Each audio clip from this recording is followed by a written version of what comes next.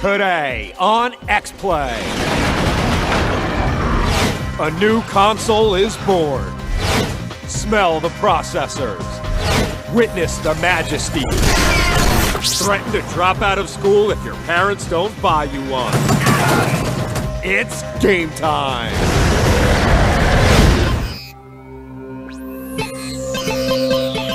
Prepare to be reviewed. Adam Sessler. Morgan Webb. Prepare to be reviewed. Prepare to be reviewed.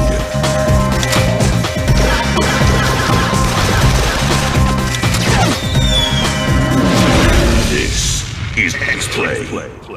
Hello and welcome to X-Play. Take a moment. Can you feel that? That is the collective sensation of awe and wonderment felt the world over as this most special of day approaches. A console is about to be born, bringing with it infinite possibility for pleasure, joy, disappointment, and bad Japanese role-playing games. And we are here, the midwives of American gaming culture, ready to receive the placenta-soaked PS3 into our loving hands. That's gross. Yeah, well, the birth of a console demands the poetic imagery. Well, it also demands a nice video retrospective of PS3 previews. Because anticipation is the third best part of playing a game, right after playing it and mocking your friends who are playing it. And we've got trailers of some of the biggest titles we're going to be seeing within the launch window. Launch window is a phrase that translates very poorly from the Japanese. It literally means way of getting you to buy a console when it only has 3 buggy titles ready to ship. But back to the Tokyo Game Show, Morgan and I got to play most of the games coming out for the PS3 in the next few months. And later in the show, we'll give you our initial hands-on impressions of these games and the PS3 itself. But we have to begin with the origin story of the PS3, how it got its powers and acquired its arch nemesis. Here's our look back at the road to the PS3. PlayStation 3. As the November release date for the PS3 approaches, gamers from around the world may finally have something to exhale about. At long last, the final version of the PS3 will be set and flying off shelves. Let's take a look back at the mileage traveled to launch, the beautiful views and costly tolls experienced on the road to the PS3. It's E3 2005, and Kaz Hirai hits the stage like a corporate rock star. Stepping up to the mic, he delivers the hit, and the crowd goes wild. Like a truck too late to dodge, the promise of Sony's next-generation console hit our eyes and ears. It sounded out of this world, going so far as renaming the central processing unit as something more like a hive that content would swarm out of. Even the controller looked like a mental challenge. And when would this high-res symbol of synergy be out? Spring 2006. If you needed any evidence of this console's strength, you only had to see Next Gen Killzone, E3 2005. This, they said, is what you could expect from Next Gen gaming. There was also MotoStorm. Mud never looked this good under skies that looked as complex as if a Flemish pastoralist had painted it himself. With the approach of E3 2006, all eyes were on Sony. The emphasis this year seemed to focus on the PS3's muscularity as an entertainment hub for all your digital amusements. The PS3 will be a global pipe, pumping games, internet, films, and MP3s into our homes like a storm drain after a hurricane. But where were the games? They looked different. Gundam looked a little less polished. And where was the next-gen Killzone? And was striking this crab on a special spot and causing massive damage indicative of next-gen gaming? Thankfully, a new, more aesthetically conservative motion-capable controller was unveiled to replace the boomerang. And then there was the price, $599, with the less expensive version not including an HDMI output for true high resolution. There was cause for concern. A new release date is announced, fall 2006. We're set to launch the PlayStation 3 this November. Once again, all eyes were on Sony. The Tokyo Game Show 06 thankfully brought better playable versions, an ambitious display, and a new attitude focused on launch. Lair played well. The graphics and game features delivered on some of the promised grandeur. The $500 version would come with an HDMI port after all. PlayStation 3. Maybe things weren't so bad. Demand would still be high, and initial low release numbers will cause some Best Buys to be torched. But at least the road to the PS3 is almost over. Blow it up. stupid Killzone footage, promising me a glimmering next-gen future full of beautifully rendered realistic carnage. But now we must pull back our expectations and learn to love the PS3 for what it is. And for a clearer look at what we can expect from the PS3, here's a preview of Resistance: Fall of Man.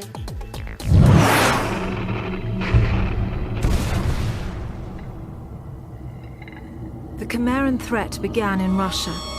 The origin of the virus is unknown, but its effects were devastating and swift. In the 1930s, reports of biological experiments began leaking out of Russia. We feared the Russians had developed a weapon of unparalleled power. The truth was far worse.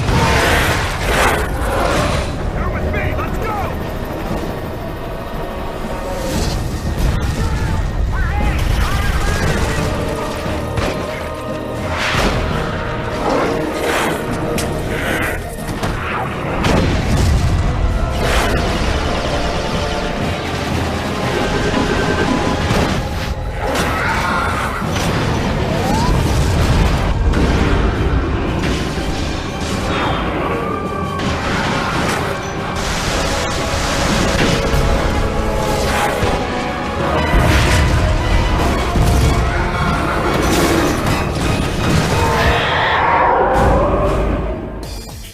Graphics are starting to make me woozy. It's just a normal case of interconsular recompression. You just need to breathe deeply and remember what life was like when you went from the GBA to the DS. It was like having fingers for the first time. Speaking of doing things for the first time, you guys should head over to g4tv.com/exploit to tell us whether you'd be willing to pay more than retail price for a PS3 at launch. We're going to have your results later in the show. Up next, we trace the PS3 through its gestation on X-Play. We couldn't afford the premium version, so instead we got Morgan Webb. Welcome back to X-Play. We are wrapping ourselves in the toasty warm blanket of the PS3 launch to relish this glorious moment in the evolution of electronic gaming. So to continue our PowerPoint presentation, here's a look back at what we saw from the PS3 at the Tokyo Game Show.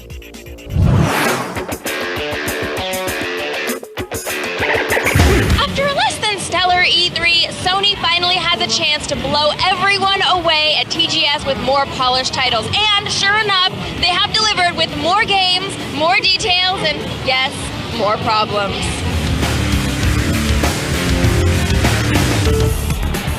First, the bad news.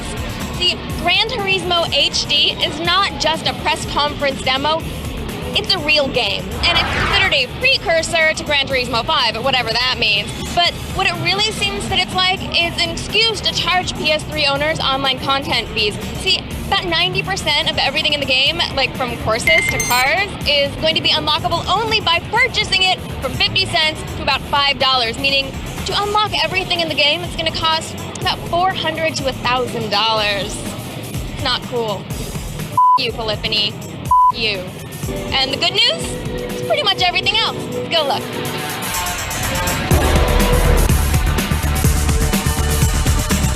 This is Devil May Cry 4. Now, this is the first time it's been playable on the show floor. Now, you don't play as Dante, you play as me, who looks a lot like Dante, but he has a possessed arm. He can do combos and he can like grab people from across the room. Now, Capcom's really hoping to get this out for the PS3 at launch or around launch, and you actually do come into conflict with Dante during the game, so people are kind of excited about that. There's a new trailer unveiled for Metal Gear Solid 4 this year. Now, the big news is the autocam has been revealed. It is a chameleon-style visual camouflage, so he doesn't turn invisible, he just blends in with everything that's around him. Now, it's not a sneaking mission, and this is according to Mr. Kojima. When you look around the game, it's usually in first person, but when you start shooting, it's Resident Evil 4 style. It goes into third-person view. Kojima has confirmed they have about a year left to go on the game, so we're looking for it at the end of next year. This is Resistance: Fall of Man, which is shaping up to be the PS3's big launch title. And another exciting thing is the online play is going to have up to 40 players in the final version. And of course, it's made by Insomniac, which is Ratchet & Clank, so we're expecting to see a lot of really creative weapons. You know, like Ratchet & Clank, but with more blood. I love how sleek and silvery and gigantic the PS3 is. It's like a Cylon battle cruiser. Or a hibachi. Yeah. You know, I'm mostly just excited the concept of having a Sony console doesn't look like it's constantly about to break. In a moment, Metal Gear Solid 4 on X-Play.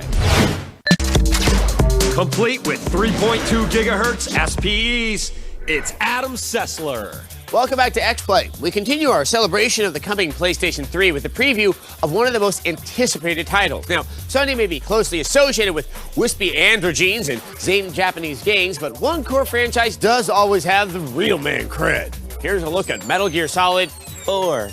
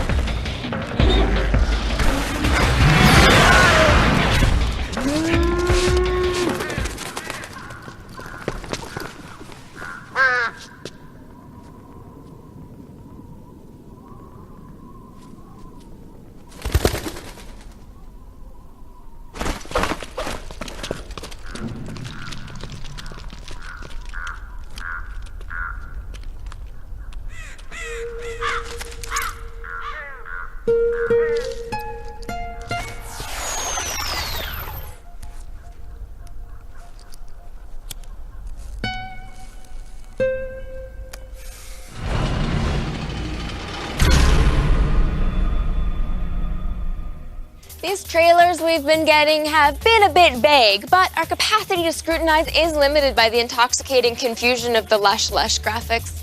For yet another amuse-bouche of a trailer, here's Coated Arms Assault.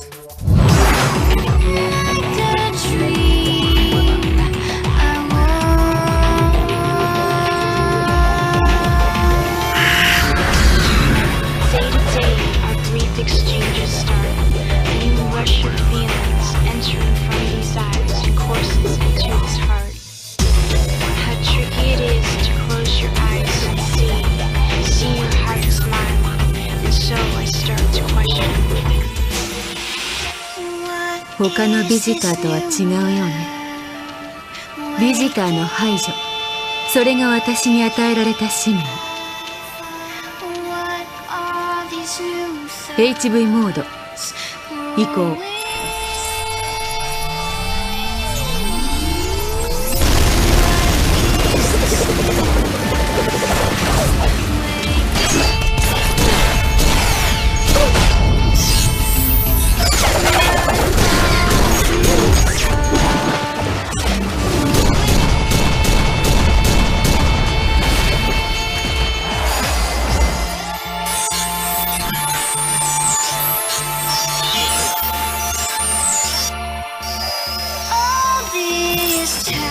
みんな死んだの。彼らのリアル。ここにはあなたの欲しいものは何もない。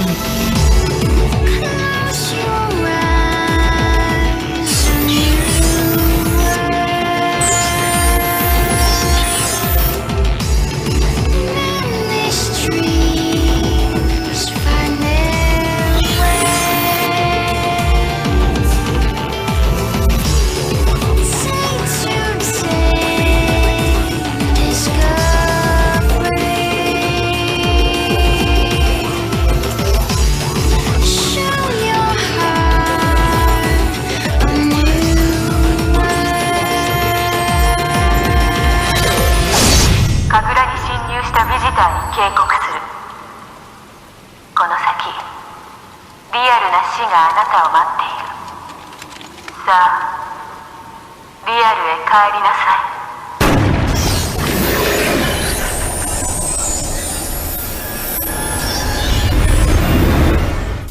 Oh, the excitement. The PS3, like Santa Claus at an extinction-level environmental event, are almost here. I can taste it, I tell you. What does a PS3 taste like? Copper. I smell burnt toast. Okay, Morgan's having a stroke again. We're gonna take a commercial. It happens every time they release a new console. Actually, it's a blood clot in the brain.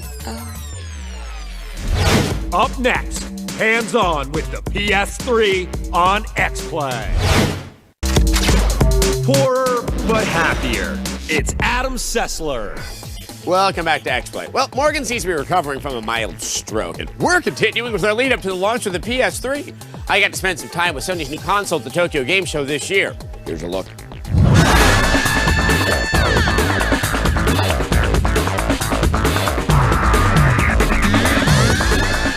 Right now I feel like the luckiest kid around. This is Devil May Cry 4 from Capcom. Now, rumor has it, they want this one out this year. The little I've just played, I'd have to say you want it out this year as well. It's a little bit different. You'll notice a few things. Your primary character, it's not Dante. Yeah, it looks like Dante. It's not Dante.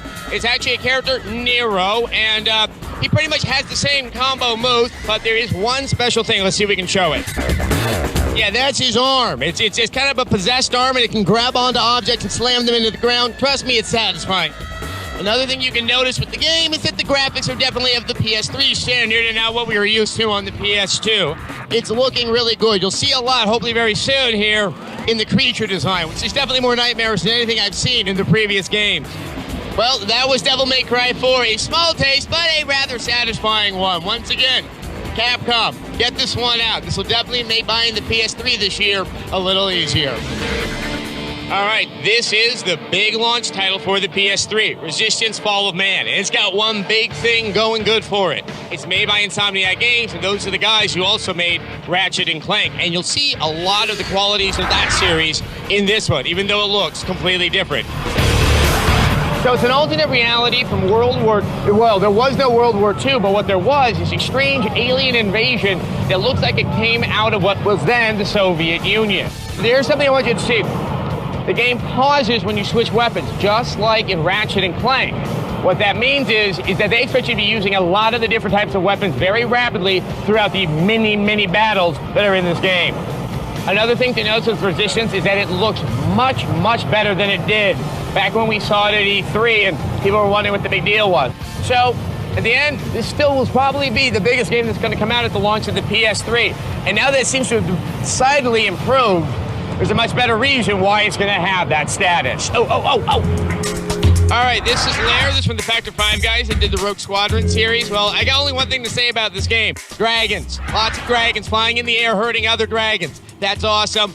It also takes advantage of the motion sensitivity, and this controller may be the one to do the most with it that I've seen so far. Let's definitely take a look.